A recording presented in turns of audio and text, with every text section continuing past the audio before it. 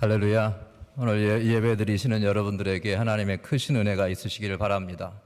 또한 여러분의 찬송과 기도와 예배를 통해서 하나님께서 영광 받으시기를 바랍니다. 사실 예배는 우리의 삶에 굉장히 중요한 것이고요. 또 우리가 이 자리에 나와서 함께 모여서 예배 드리는 것 자체가 하나님의 살아계심을 인정하고 또 하나님을 영화롭게 해드리는 것이라고 생각을 합니다. 또 성경 말씀의 여러 부분들을 보면 하나님께서 하늘에서 땅을 굽어 살피시면서 하나님을 찾는 자, 하나님을 예배하는 자, 또 하나님을 순종하고 사랑하는 자가 있는가를 하나님은 보신다고 말씀하시거든요. 하나님께서 때로는 우리가 멀리 계신다고 생각을 하지만 사실 하나님은 우리의 심장과 폐부와 또 마음의 생각까지 다 헤아리시고 아시고 살피시는 분이라는 사실을 생각할 때에 참 하나님을 깨닫고 예배하는 게 얼마나 감사한지 몰라요. 그래서 점점 더 저도 여러분도 마찬가지겠지만 참 하나님을 예배하는 것이 너무도 감사하다. 하나님께서 우리에게 베풀어 주신 은혜가 너무도 크다라고 하는 생각이 항상 하나님 앞에 앉아서 예배하거나 기도하거나 말씀을 묵상할 때 그런 마음이 이렇게 마음에 가득 차면 하나님을 감사드리고 영광 돌리고 찬송을 드리는 그런 삶이 됩니다. 아마 여러분도 그런 삶을 사실이라고 믿고 또 그런 삶을 위해서 이 자리에 나와서 오늘 예배 드리시는 줄로 믿습니다. 그래서 저와 여러분의 예배를 통해서 하나님께서 영광 받으시기를 간절히 바랍니다. 기도하겠습니다. 하나님 아버지, 감사와 영광을 돌립니다. 저희들 그리스도 예수의 보혈로 씻어주시고 하나님의 자녀 삼아주시고 이 땅에 사는 동안 거룩함을 추구하며 주님을 닮아서 살아계신 하나님, 영광의 하나님을 예배하며 살아가도록 인도해 주시니 감사와 영광을 돌립니다. 주여, 저희들의 삶이 예배가 되게 하시고 하나님 앞에 하나님 연락되는 삶이 되어지게 도와주시되 저희들의 마음의 생각과 저희들의 입술의 말과 저희들의 모든 행위들이 주님께서 연락하시는 그런 아름다운 하나님 제물들이 되도록 복내려 주시옵소서. 이 시간 저희들 주의 말씀을 상고하며 하나님 주의 말씀 앞에 귀를 기울이기를 원하오니 성령께서 저희들의 심령 속에 말씀해 주시고 저희들의 마음을 일깨워 주셔서 주의 뜻을 깨닫게 하사 이 땅 위에 사는 동안에 주의 진리의 말씀을 따라서 인도함을 받아 살아가도록 도와주시옵소서.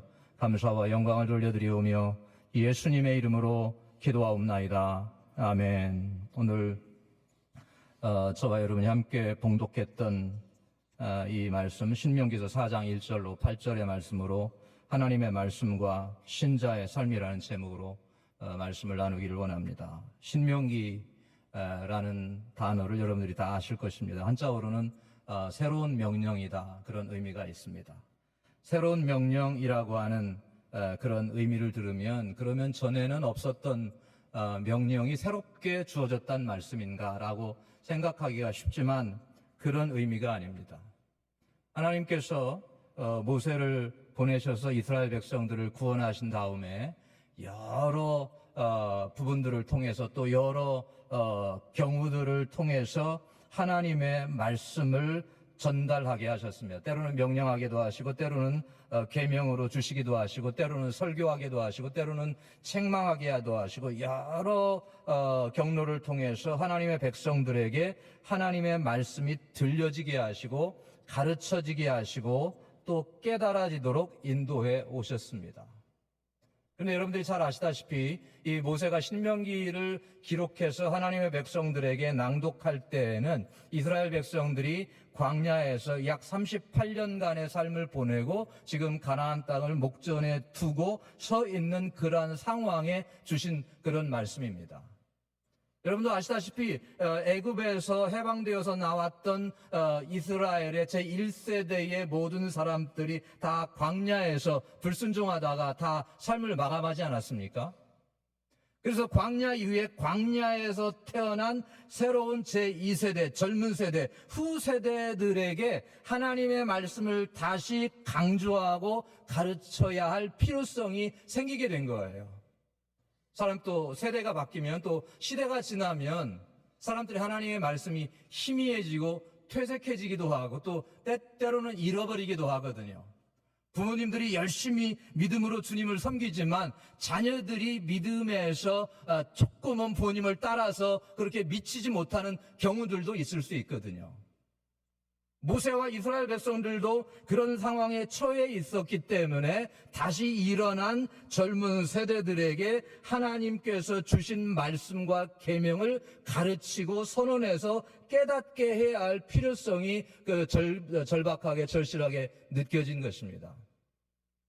그래서 이런 상황 속에서 모세는 노년의 나이에도 불구하고 하나님께서 그동안 자신에게 주셨던 모든 말씀과 명령과 계명들을 여기에 신명기에 적혀 있는 대로 다 기록하고 정리해서 그것을 이스라엘 백성들에게 낭독하고 선포했습니다. 그런 의미에서 이 말씀은 새로 주신 계명이 아니라 하나님의 백성들에게 반복해서 주시는 말씀이에요. 여러분, 우리가 하나님의 말씀은 아마 어쩌면 여러분들이 오랜 신앙생활을 하신 분들은 어려서부터 젊을 때부터 성경 말씀을 읽고 암송하고 묵상하고 또 공부해 오셨을 겁니다. 잘 아는 내용일 거예요. 내가 잘 아는 내용인데 왜 우리가 또다시 그 말씀에 귀를 기울이고 왜 그 말씀을 다시 읽고 왜 그 말씀을 다시 묵상해야 하는가? 하나님의 말씀이기 때문에 그래요, 여러분. 세대는 지나가고 시간은 흘러가고 여러분 역사는 흘러가지만 하나님은 어제나 오늘이나 영원토록 변함이 없으신 동일하신 하나님이시기 때문에 모든 시대, 모든 세대, 모든 사람들이 계속해서 반복해서 그 말씀에 귀를 기울여야 하는 것입니다. 그래서 여러분들이 성경을 읽으라고 하는 말씀을 들으시고 성경 공부에 참여라고 하는 그런 권면을 받으시고 여러분들이 설교 말씀을 들으시는 이유가 거기에 있는 거예요. 그래서 말씀을 읽고 듣고 그것이 내 마음에 새겨져서 그것이 온전히 내 생각을 점령하고 내 마음을 지배해서 하나님의 뜻을 깨닫고 분별하는 삶을 살아가도록 하나님의 말씀이 읽혀지고 선포되고 선언되는 것입니다. 그래서 모세가 이 말씀을 정리해서 이스라엘 백성들에게 주시면서 4장 1절 말씀에 보면 이제 이스라엘한테 이제 내가 너희에게 가르치는 규례와 법도를 듣고 준행하라 라고 말씀하고 있어요. 하나님의 말씀을 듣고 준행하라 라고 명령하고 있어요.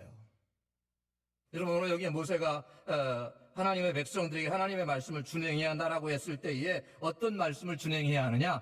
규례와 법도의 말씀을 준행하라고 말씀하고 있어요. 여러분, 규례와 법도, 그러면 이것이 규례라는 것이 따로 있고 법도라는 것이 따로 있는가라고 생각하겠지만 규례와 법도는 다른 것이 아니라 하나님의 말씀을 의미하는 두 가지 다른 관점에서 본 그런 용어들이에요. 똑같은 말입니다, 여러분. 하나님의 말씀이라는. 그러면 규례는 무엇이고 법도는 무엇이냐? 여러분, 규례라는 말은 영어로 decree라는 말이 있어요. decree.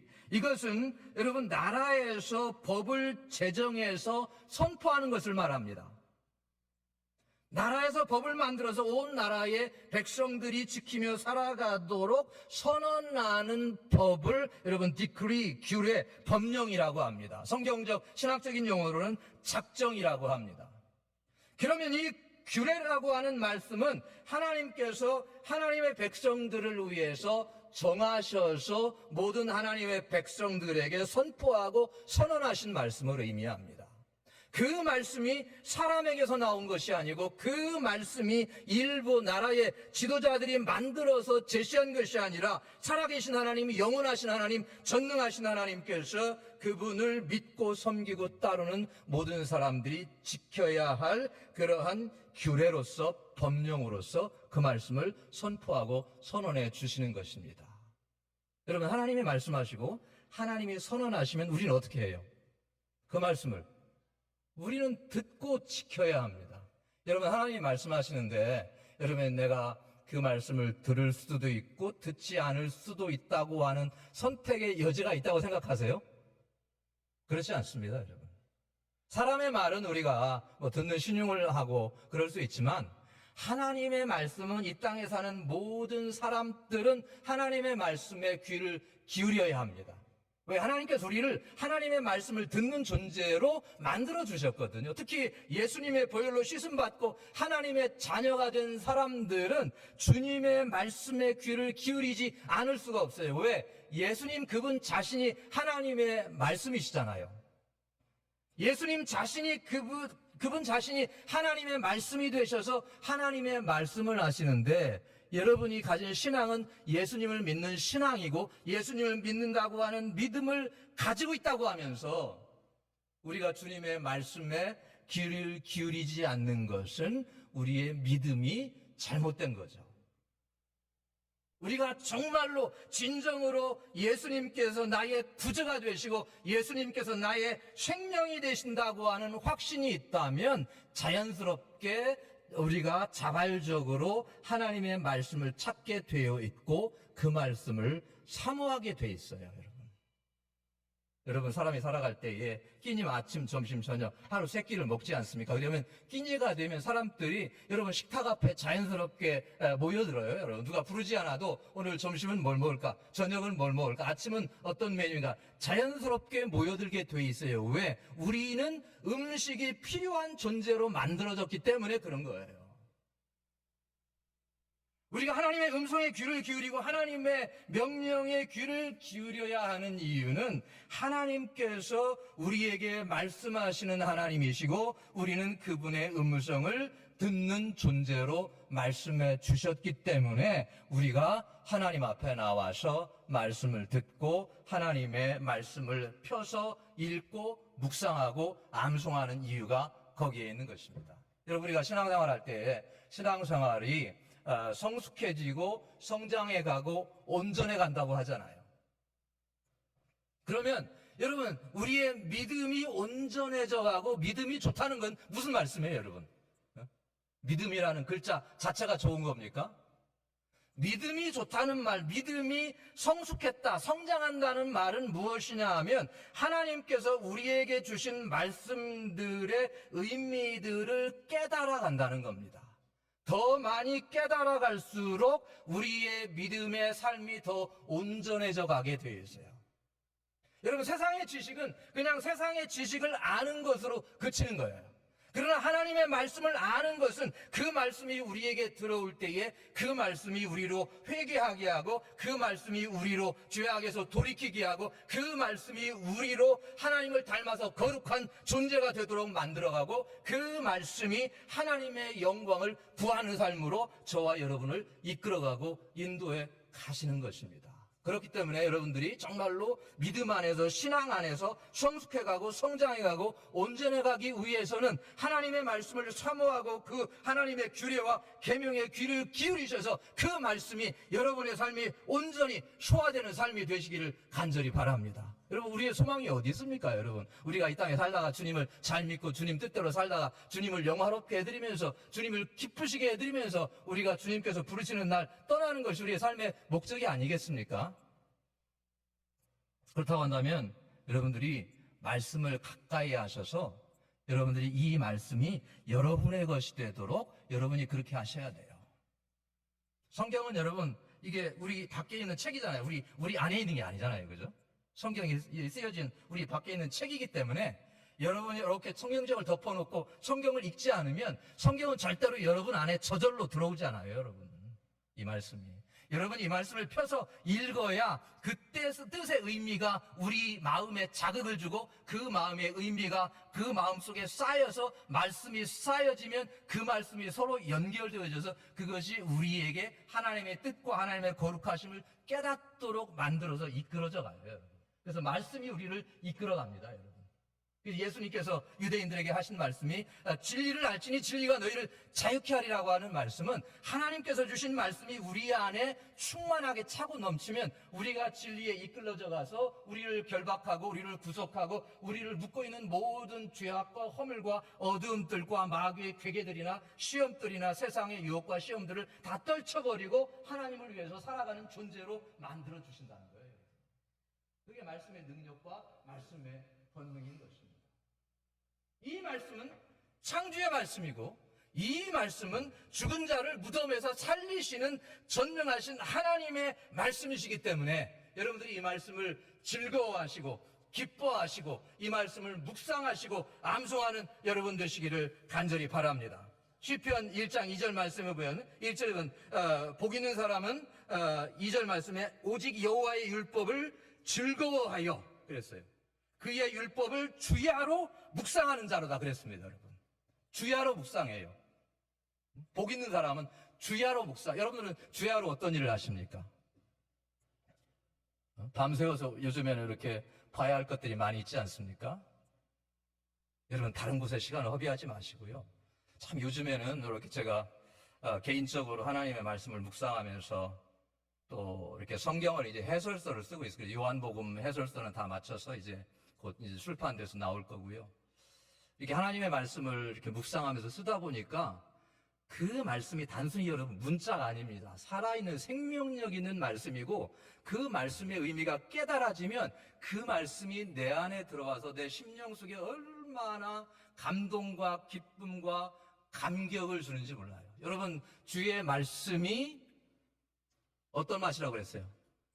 송이 꿀과 같다고 그랬잖아요, 여러분. 그렇죠? 여러분, 정말로 하나님의 말씀이 여러분들에게 송이 꿀과 같이 느껴진 적이 있으세요? 그냥 남들이 그러니까 그런가 보다 그런 거 말고 정말로 하나님의 말씀이 내 심령에 내 삶에 송이뿔과 같이 달다고 하는 고백과 여러분 누가 묻지 않아도 그런 마음의 감동과 그런 경험이 있으세요, 여러분? 여러분 그런 경험을 뭐 예배 시간이니까 여러분이 대답 안 하셔도 뭐라 그러는 사람이 없겠지만 하나님 앞에서 여러분들이 개인적으로 개별적으로 꼭 이런 기쁨과 감동과 감격을 누리면서 살아가야 돼요.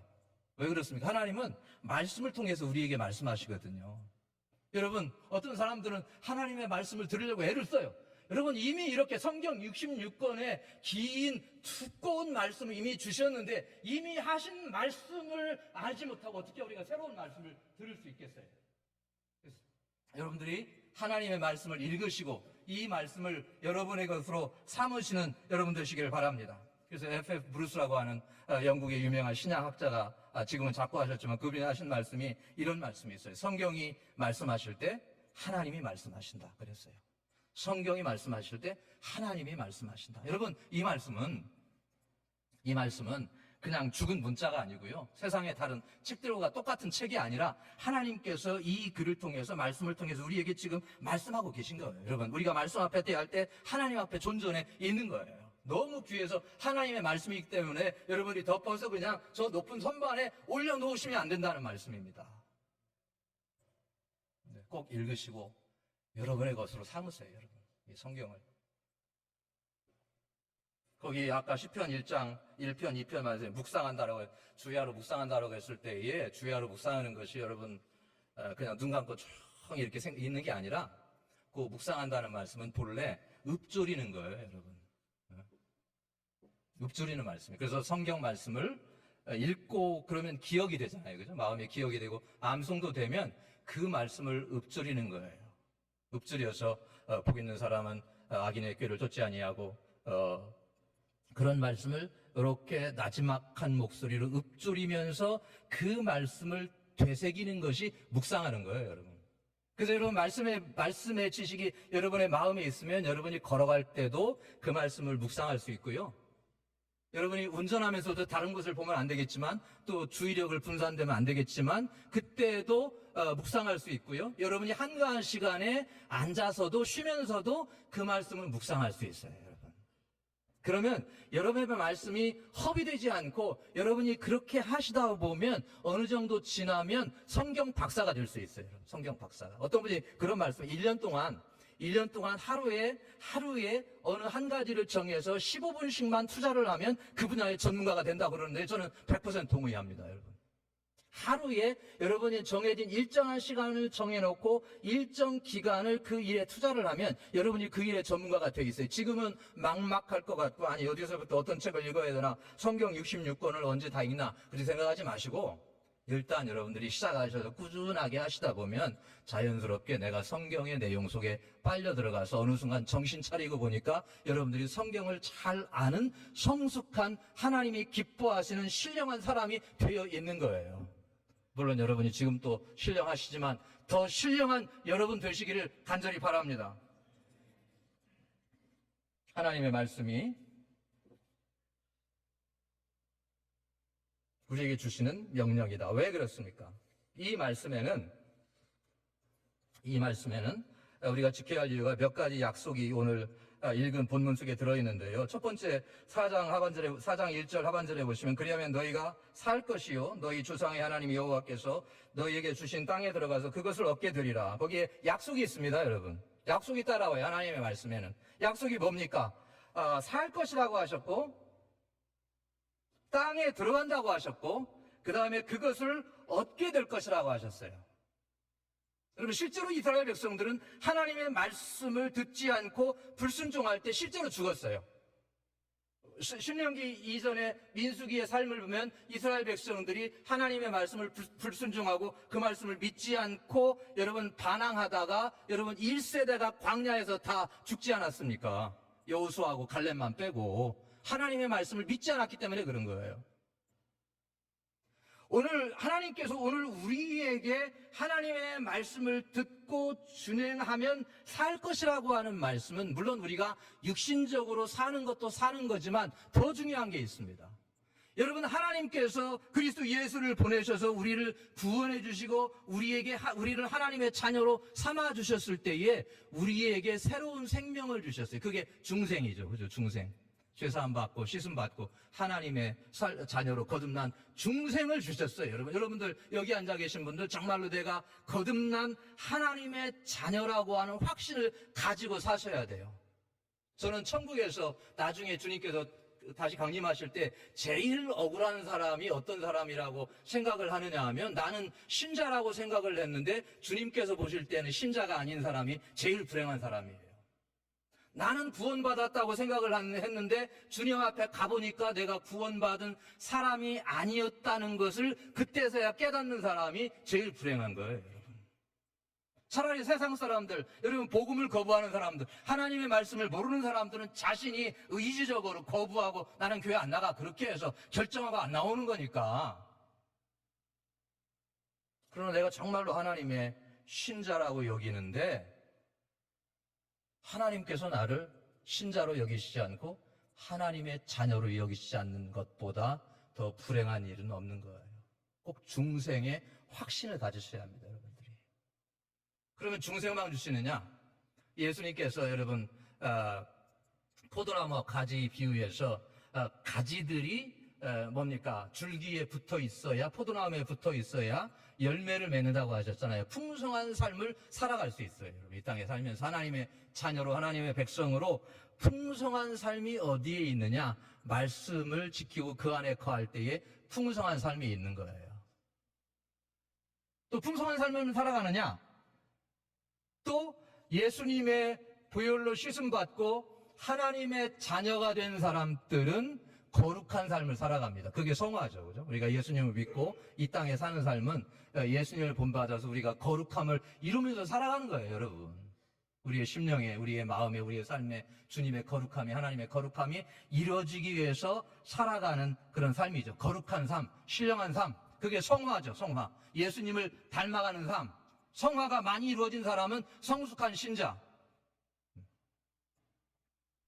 성숙한 신자는 하나님의 말씀을 더 많이 깨닫고 그 말씀대로 살아가는 사람이라고 이미 말씀을 드렸죠. 그러면 성화의 삶, 거룩한 삶만 주시느냐? 여러분 또 있어요. 지금은 여러분 예수님을 믿어도 우리 육신은, 우리가 죽으면 육신은 썩어지잖아요. 그죠? 흙으로 돌아갑니다. 그런데 예수님께서 다시 강림하실 때는 여러분 우리의 이 썩어질 육신이 썩지 아니하는 부활의 몸으로 변화돼요, 여러분. 여러분 부활의 신앙을 다 가지고 계시나요? 주님께서 다시 임하실 때에 죽은 자들이 주님 앞에 다시 살아날 것이고, 믿다가 죽은 자들이 살아날 것이고, 믿음으로 살아있는 사람들은 호련히 부활의 몸으로 변화돼요, 여러분. 부활의 몸으로. 아니, 여러분 왜 전혀 처음 듣는 이야기처럼 여러분들이 그렇게 그렇게 들으십니까? 다 아시잖아요, 그죠? 다 아시죠? 예. 부활의 생명이 우리에게 그게 구원의 완성의 단계입니다, 여러분. 부활의 생명이 마지막 단계, 우리가 부활의 몸을 이 썩지 아니하는 몸이 썩을 몸이 썩지 아니할 몸으로 이렇게 변화되는 부활의 몸을 입는 것이 구원의 마지막 단계예요. 그렇게 부활의 몸을 입고 여러분 주님 계신 곳에 하나님 계신 곳에 우리가 가면 그곳에서 어떤 삶을 누려요? 영생을 누리는 겁니다. 그곳에서는 영생을 영원히 주님과 더불어서 하나님 앞에서 복락을 누리는 삶, 생명수의 강물을 마시며 사는 삶이 우리에게 주어질 줄로 믿습니다. 그런 삶을 약속해 주셨어요, 여러분. 여러분이 여러분의 마음을 하나님께서 주신 이런 목표에 마음을 주시고 정말로 주님을 소망하시고 주님을 바라보시고 사는 여러분 되시기를 간절히 바랍니다. 여기 보시면 말씀해 보시면 3절, 4절에도 그런 말씀이 있어요. 여호와께서 바알보올의 일로 말미암아 행하신 바를 너희가 눈으로 보았거니와 바알보올을 따른 모든 사람을 너희 하나님 여호와께서 너희 가운데서 멸망시키셨고 오직 너희 하나님 여호와께부터 떠나지 않은 너희는 오늘까지 다 생존하였느냐. 여기도 멸망이 있고 생존이 있어요. 멸망한 사람도 있고 생존하는, 광야에 똑같이 살아가는데 여행하는데 어떤 사람들이 멸망했고 어떤 사람들은 생존했는데 여기에 멸망한 사람들은 누구냐? 바알볼의 일로 멸망한 사람들이다 그랬어요. 바알볼은 뭐냐? 민수기 25장에 있는 일어난 사건인데요. 뭐 긴 이야기가 있습니다만 요약해서 말씀을 드리면 핵심적인 내용은 이겁니다. 이스라엘 백성들이 지금 모압 땅에 있거든요. 모압 인근에 있는데 모압 왕의 발락이 이스라엘 백성들을 바라보니까 마음이 불안한 거예요. 저 사람들은 애굽에 있다가 하나님이라는 여호와 하나, 저들의 하나님 여호와 하나님이 홍해를 가르셔서 저들을 이끌어내셨고 그 다음에 애굽 군대가 따르다가 바닷속에 수장되었고 그 다음에 여기까지 오는 동안 여러 가지 전쟁이 있었지만 이스라엘과 싸우는 사람 나라마다 다 멸망했다더라. 그런 말을 들으니까 혹시 우리나라에도 굉장한 손해가 될 것이 아니냐 두려운 거예요. 그래서 멀리 발람이라고 하는 선지자가 있었어요. 거짓 선지자, 불의한 선지자. 거짓 선지자를 불러서 많은 재물을 약속하고 한 번만 바쁘시겠지만 오셔서 이스라엘 백성들 저 지나가는데 보고 저주를 좀 내려주세요. 그렇게 간청을 하니까 발람이 그 재물이 많이 주어진다고 하는 말에 현혹이 돼서 만사를 제쳐두고 물론 이제 거기 떠날 때 나귀하고 사건도 있잖아요. 그죠? 나귀가 막 저 천사를 보고 놀래서 밭으로 들어가기도 하고 가시덤불 속으로 막 발람을 태워서 이렇게 발람이 상처가 나니까 발람이 화가 나서 발길질하고 막 나귀를 차잖아요. 그러니까 나귀가 입을 열어서 왜 나를 때립니까? 그러면서 발람에게 말하지 않습니까? 어쨌든 그래서 가서 이제 단을 베풀어 놓고 3번 이스라엘 백성들을 저주하려고 할 때마다 어떻게 하죠? 하나님께서 입을 막으셨어요. 입을 막으셔서 저주를 못하게 하시고 대신 축복하게 하셨습니다. 하나님의 백성은 축복하게 하셨어요. 그러니까 발락 왕이 옆에서 보고 있다 얼마나 화가 나겠어요. 그죠? 많은 재물을 들여서 이렇게 투자를 해서 초빙해서 이스라엘을 저주하라고 데려왔는데 축복을 하니까 화를 내면서 돌아가라. 이제 내가 약속한 재물은 없다. 그래서 돌려 보내니까 발람이 그때 왕에게 개인적인 면담을 청해서 하는 말이 내가 지금부터 하는 말씀을 잘 들으시면 왕이 원하는 목표에 달성할 수 있습니다. 그게 뭐냐? 이스라엘 백성들이 있는 곳에 가까이 바알볼, 이제 지명이 바알이라고 이제 부올이라고 하는 지명이거든요. 그 부올에서 바알의 축전을 여십시오. 그리고 이스라엘 백성들을 초청하십시오. 그렇게 해서 그 아이디어가 좋다고 여겨서 발락 왕이 이스라엘 백성들 진 곁에 부올에다가 바알의 축전을 열었어요. 그리고 이스라엘 백성들을 초청하니까 이스라엘 중에 많은 사람들이 와서 우상숭배, 바알을 섬기는 우상숭배에도 참여하고 그 다음에 음행에도 빠지게 되었던 것입니다. 그래서 바알 부올의 일이 부올에서 바알의 축전에 참여하다가 하나님을 불순종한 일을 말하는 거예요. 하나님 말씀을 어기고 그래서 어떻게 했어요? 하나님께서 이들 가운데에 연병을 보내셔서 2만 4천 명을 죽이셨어요, 여러분. 불순종하니까. 응? 멸망시키셨잖아요, 여러분. 하나님 말씀을 듣고 거기에 동조하지 않은 사람들만 생존했어요, 여러분.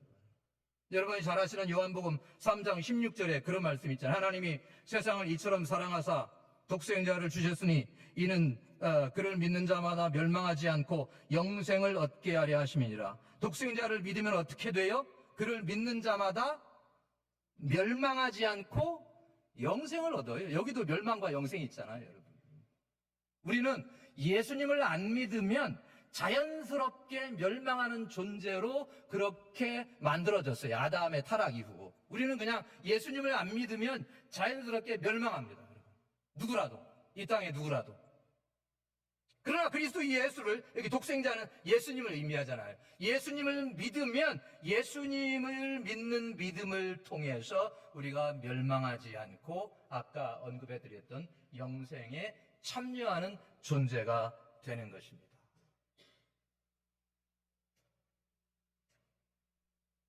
여러분, 세상에서 우리가 이 땅에서 살다가 실패하기도 하고 낙심되는 일도 있고 때로는 눈물 흘리는 그런 일도 있잖아요. 그런데 가만히 생각해보면 세상에서 실패나 어려움은요, 또 풀을 털어버리고 좀 시간이 지나서 다시 일어나서 다시 노력하면 됩니다, 여러분. 다시 노력하면 다시 새로운 기회가 열리거나 주어질 수 있어요. 그런데 여러분, 예수님을 믿는 믿음은 한 번 주어질 때에 그것을 거부하면 소망이 없어요, 여러분. 이 땅에서 하나님께서 믿음으로 이끌어 가도록 사람들을 통해서, 말씀을 통해서, 성령을 통해서 권면하고 여러분 말씀해 주시고 이끌어 주시고 주님을 믿도록 하시는데 그것을 계속 거부하고 막거나 불순종하면, 자칫하면 영생을 잃어버리고 멸망에 참여할 수가 있는 것입니다. 그래서 혹시 이 자리에 아직 그리스도 예수를 알지 못하시는 분들, 세상에서 실패는 다시 여러분들 다시 노력해서 일어나면 되지만 우리가 주님을 거부할 때에는 다시 기회가 주어지지 않습니다.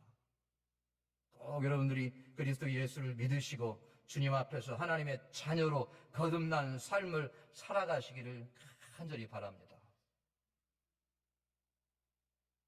그래서 말씀을 순종하는 자에게 인생의 목표가 성취가 돼요, 여러분. 이스라엘 백성들이 애굽에서 나와서 어디를 가고 있어요? 어디를 가고 있습니까? 가나안 땅에 가고 있죠, 그죠? 근데 애굽에서 가나안 땅까지 멀지 않습니다, 여러분. 거의 굉장히 근데 몇 년 걸렸어요? 40년 걸렸죠. 근데 40년 걸릴 거리가 아니에요, 여러분. 아무리 천천히 가려고 노력을 해도요, 노력을 해도 40년 못 걸려요, 여러분. 막 안 가려고 노력을 해도 갈 수 있어요, 40년이면. 충분한 시간인데 왜 40년이 걸리느냐? 아무리 쉬운 일도요, 하나님이 허락하셔야 이루어지는 거예요, 여러분. 여러분, 우리의 삶에 크고 작은 일들이 이루어지잖아요. 그건 다 하나님께서 여러분들에게 은혜로 베풀어 주신 줄로 믿으시기를 바랍니다.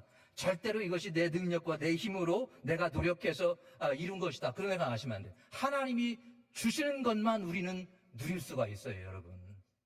여기서 애굽에서 가나안까지 여러분 아무리 늦게 걸려도, 아무리 많은 사람이 함께 가도 2주면 충분히 가요. 왜 40년이 걸렸느냐?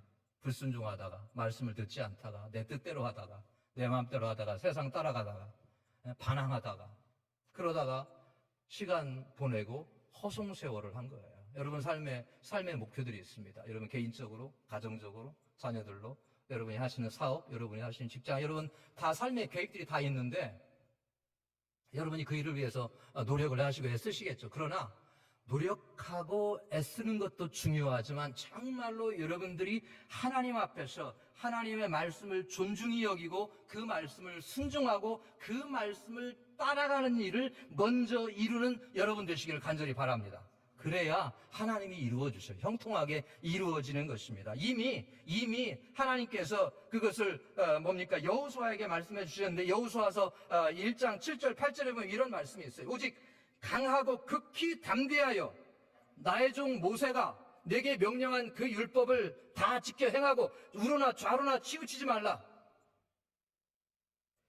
말씀을 비켜가지 말라는 말씀이죠.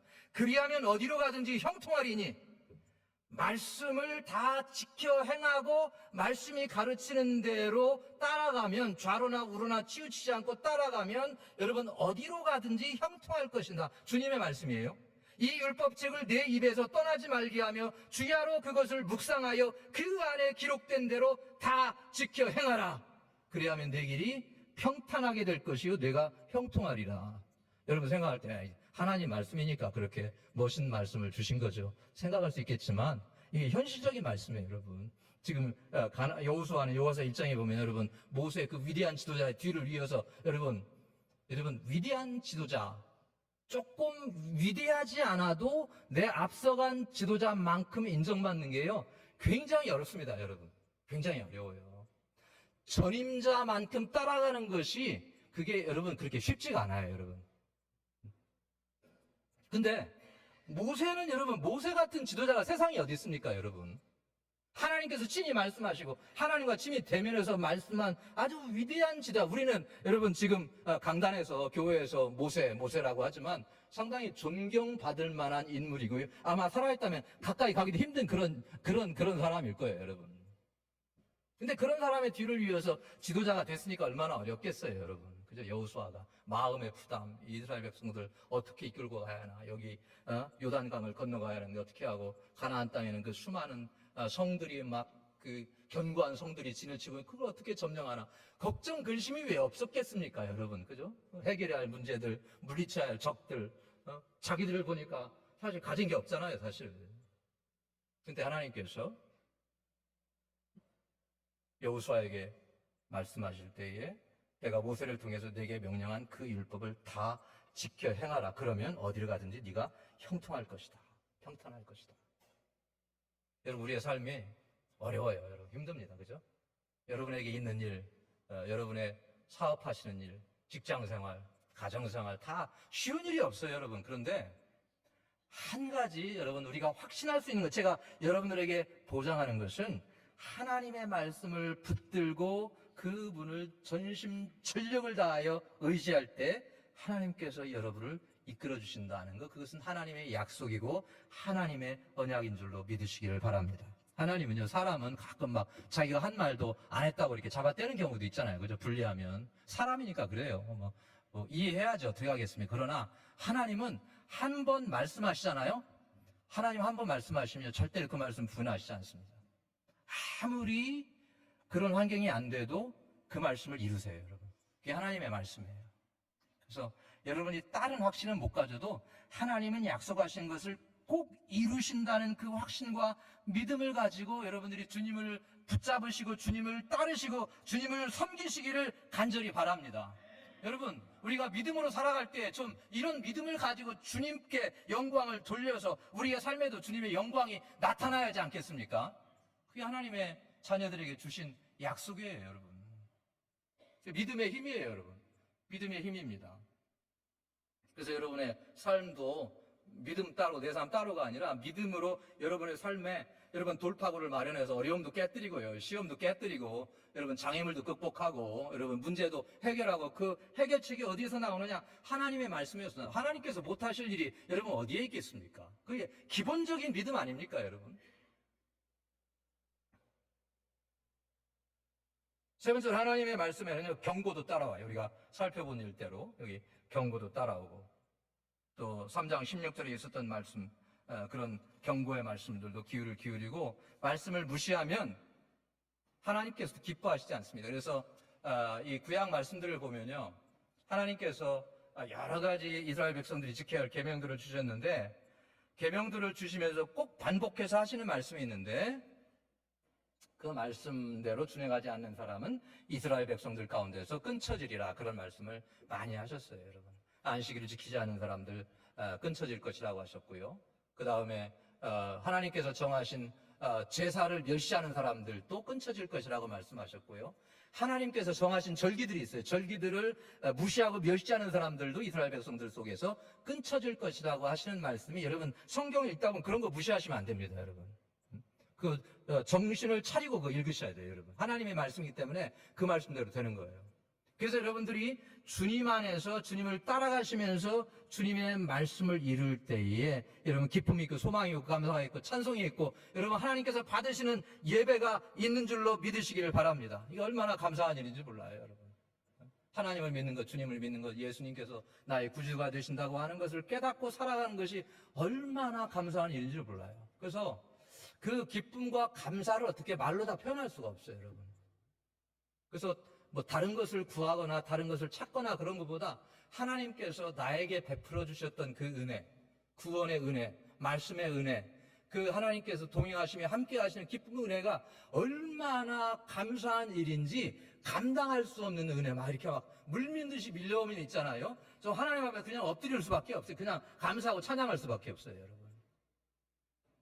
우리가 찬양하는데 정말 세상과 나는 강구도 없고 구속한 주만 보이도다. 그런 찬송을 우리가 하지 않습니까? 그런데 그 찬송은 여러분 실제로 그것을 경험한 사람이 지은 거예요. 그래서 여러분도 그런 삶을 경험하시고 그런 고백이 있으시기를 간절히 바랍니다. 네 번째가 맞나요? 몇 번째 잘 모르겠네요. 하나님의 말씀은 우리에게 지혜와 지식을 가지게 한다 그랬어요. 지혜와 지식을 가지게 한다. 거기 여러분이 보시면 6절 말씀에 보시면 너희는 지켜행하라. 이것이 여러 민족 앞에서 너희의 지혜와 너희의 지식이라. 그들이 모든 규례를 듣고 이르기를 이 큰 나라 사람은 과연 지혜와 지식이 있는 백성이. 그러니까 다른 나라 사람들이 이스라엘을 보고 지혜가 있고 지식이 있다라고 칭찬한다는 거, 인정한다는 거예요. 믿는 사람들 마찬가지입니다, 여러분. 세상 사람들이 믿는 사람들을 보았을 때 저분은 참 지혜로운 분이다. 저분은 지식 있는 분이다. 저분은 참 깨우침이 있는 분이다. 라고 하는 칭찬이 있게 된다는 거예요. 여러분, 세상에 칭찬 듣기 싫어하는 사람 없잖아요. 그죠? 다 칭찬을 받고 싶어. 받기를 원하고. 근데 여러분, 요셉의 삶을 보면 요셉이 이제 바로의 꿈을 해석하잖아요. 근데 바로가 요셉을 향해서 하는 말이 있어요. 너와 같이 명철하고 지혜 있는 자가 없도다 그랬어요, 여러분. 요셉과 같이. 그 지금 한 20대도 안 된 아주 젊은 청년을 향해서 한 나라의 왕의 권세를 가진 사람이 나이도 훨씬 많고 그런 사람이 젊은 새파란 청년을 향해서 너와 같이 명철하고 지혜 있는 자가 없도다. 하나님이 주신 지혜잖아요, 그죠? 다니엘을 향해서 여러분 다니엘이 여러분 벨사살 왕이 잔치를 베풀 때 벽에 손가락이 났다. 하나님의 손가락이 글씨를 썼잖아요, 그죠? 메네 데겔 우바르신. 그러니까 그걸 아는 사람이 없어서 다 새파랗게 떨고 있을 때에 다니엘을 불러서 저게 무슨 뜻이냐고 왕이 물으니까 다니엘이 그것을 해석해서 그러니까 왕과 사람들이 하는 말이 마음이 민첩하고 지식과 총명이 있다. 다른 사람들이 내가 그런 말을 하는 게 아니라 다른 사람들이 그렇게 인정을 하는 거예요. 여러분들 하나님의 말씀이 깨달아져서 내 마음에 있으면요 사람들이 여러분을 바라볼 때 참 지혜로운 분이다, 지식이 있는 분이다. 여러분 교회에서 오랫동안 기도하시고 성경 묵상하시고 그런 분들 보면요 참 세상에 그 어떤 현명한 사람보다 훨씬 더 지혜롭다고 봐요, 여러분. 그런 분들 많잖아요, 교회에, 여러분. 교회 권사님들, 장로님들. 세상에 그 권세가 있고 학식이 있고, 여러분 세상이 아무리 유명해도 우리가 그리스도 예수를 믿는 믿음 안에서 말씀을 깨닫고 사는 삶보다 훨씬 못해요, 여러분. 그러니까 여러분은 훨씬 지혜 있고 지식이 있는 분이라는 확신을 가지고 살아가시길 바랍니다. 그러면 여러분이 그 지식과 지혜가 내 안에 있기를 위해서 이 말씀을 여러분의 것으로 삼아야 한다. 마지막으로 간단하게 말씀드리면 하나님의 말씀은 기도 응답의 지름길이에요. 여러분 기도할 때 때로는 기도하다가도 기도에 말이 떨어질 때가 있잖아요. 그죠? 드릴 말씀이 없을 때가 있잖아요. 그러면 여러분이 말씀을 펴놓고 묵상하다 보면요 기도할 내용이 굉장히 많아져요, 여러분. 여러분 이 말 사실 성경 읽다가 묵상하다 보면 그냥 그 성경 구절이 기도가 돼요. 그냥 눈 감고 그 말씀 가지고 기도한다니까요. 하나님 이 말씀대로 이루어지기를 원합니다. 이 말씀이 제 안에 이루어지기를 원합니다. 이 말씀이 제 가정에 이루어지기를 원합니다. 이 말씀이 교회에 이루어지기를 원합니다. 성도들에게 이루어지기를 원합니다. 그런 기도가 저절로 나와요, 여러분. 온 땅에 온 세상에 모든 사람들에게 이 말씀의 약속이 다 이루어지기를 원합니다. 그게 제 소원이 돼요, 여러분. 말씀을 읽다 보면. 그래서 여러분들이 그 말씀을 붙잡으시고 또 하나님 말씀을 붙잡고 아까 말씀드렸지만 기도하면 하나님께서 들어주셔요. 왜? 하나님이 하신 말씀이거든요. 그분이 하신 말씀이기 때문에 외면하지 않고 들어주신다는 사실을 믿으시고 여러분들이 하나님의 말씀을 따라 사시기를 바랍니다. 결론적으로 하나님의 말씀은 여기에서 모세가 규례와 붙었다라고 했는데 그냥 이게 책이 아닙니다. 여러분, 죽어있는 글이 아니라 성경에는 그 말씀이 하나님의 말씀이 누구예요? 예수님이세요. 예수님께서 태초에 말씀이 계시니라 그랬잖아요. 그렇기 때문에 그분이 말씀이시기 때문에 모든 말씀이 다 예수님께로부터 나오는 것이고 우리가 말씀을 순종한다는 것은 예수님을 순종한다는 것을 의미해요. 그래서 여러분들이 삶 속에서 예수님을 구주로 모시고 주님을 따라서 온전하게 주님 오실 때까지 우리가 주님 앞에 갈 때까지 승리하며 사는 여러분 되시기를 간절히 바랍니다.